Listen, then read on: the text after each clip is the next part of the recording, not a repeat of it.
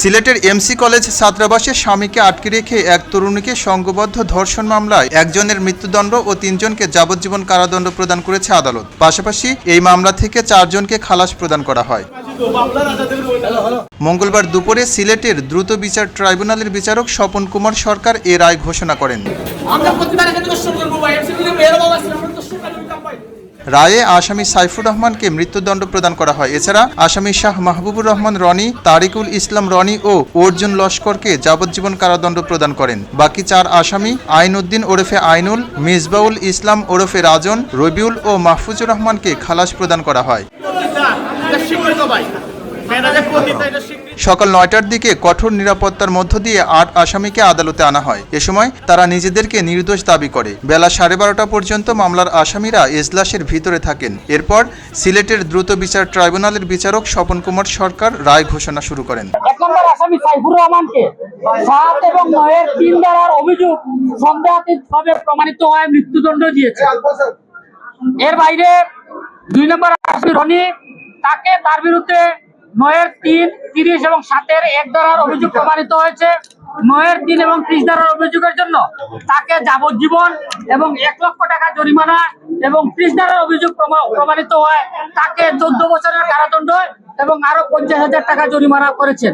একইভাবে তারেক আসামি 3 নম্বর আসামি তারেকুল ইসলাম তারেক, তাকেও 7 এর 9, তারেক, অর্জুন, এই 3 জন, রনি, তারেক, অর্জুন, এই 3 জনের যাবজ্জীবন 1 লক্ষ টাকা জরিমানা, অন্য আরেকটা ধারায় 14 বছরের সশ্রম কারাদণ্ড এবং 50,000 টাকা দেওয়া হয়েছে।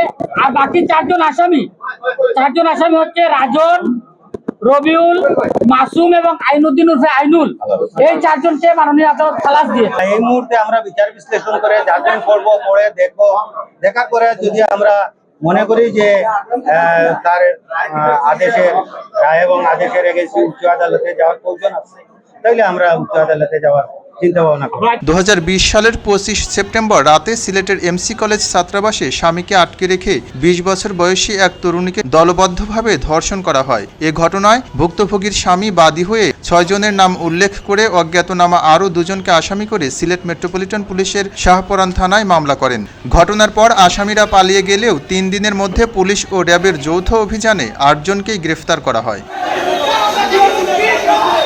তৎকালীন দেশ জুড়ে আলোচিত হয় এই ধর্ষণকাণ্ড। তাই এ মামলার আসামি ধরা থেকে শুরু করে মামলার শুনানি ও বিচারিক কার্যক্রম সবশেষ পর্যায়ে রায়ের দিকে তাকিয়ে আছেন ভুক্তভোগী পরিবার, আইনজীবী, মানবাধিকার কর্মী এবং সাধারণ মানুষ। রাষ্ট্রীয় পট পরিবর্তনের পর মামলাটি গত বছরের মে মাসে দ্রুত নারী ও শিশু ট্রাইব্যুনাল থেকে বিচার ট্রাইব্যুনালে স্থানান্তর হয়ে সাক্ষ্য গ্রহণ শুরু হয়। ইতিমধ্যে মামলায় 24 জন সাক্ষী সাক্ষ্য দিয়েছেন। আসামিদের স্বীকারোক্তি নেওয়া ম্যাজিস্ট্রেট, মামলার তদন্ত কর্মকর্তা, এমসি কলেজের অধ্যাপক, ওসমানী হাসপাতালের ফরেনসিক বিভাগের চিকিৎসকও রয়েছেন।